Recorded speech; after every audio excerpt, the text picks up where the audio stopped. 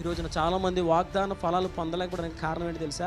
వాగ్దానం పొందుతారు కానీ వాగ్దానం తగ్గట్టుగా బతకరు. వాగ్దానం పొందుకున్నావంటే నువ్వు ముందేం చేయాలి? త్రాగుడు మానాలి. వాగ్దానం పొందుకున్నావంటే పాపం మానాలి. వాగ్దానం పొందుకున్నావంటే భక్తిహీనత విడిచిపెట్టాలి. వాగ్దానం పొందుకుంటే సరిపోదు, దానికి తగ్గట్టుగా జీవించాలి. ఏది వాగ్దానం పొందుతావు? నీ ఆలోచనలు నీవే, నీ పనులు నీవే, నీ కార్యాలు నీవే, నీ ఉద్దేశాలు నీవే, నీ నిర్ణయాలు నీవే. ఇంక అందులో దేవుని చిత్తం, దేవుని ఉద్దేశం, ఇక నియమము, నిర్ణయము, తీర్మానం ఇంకేమీ లేదు. వాగ్దానం తీసుకుంటారు కానీ తెల్లారితే మళ్ళీ వాళ్ళ జీవితం వాళ్ళే, వాళ్ళ విధానాలు వాళ్ళవే, వారి ఆలోచనలు వాళ్ళవే, వారి వ్యవహారాలు వాళ్ళవే, వాళ్ళ స్నేహాలు వాళ్ళవే. మాట చెప్తున్నాను, గుర్తుపెట్టుకోండి. మార్పు లేకుండా, తీర్మానాలు లేకుండా వాగ్దానాలు తీసుకోవడం ద్వారా వచ్చే లాభము ఏమీ లేదు.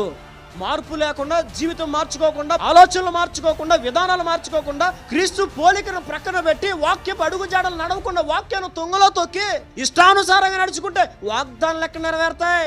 వాగ్దానములు నెరవేరాలంటే నీకంటూ కొన్ని తీర్మానాలు ఉండాలి.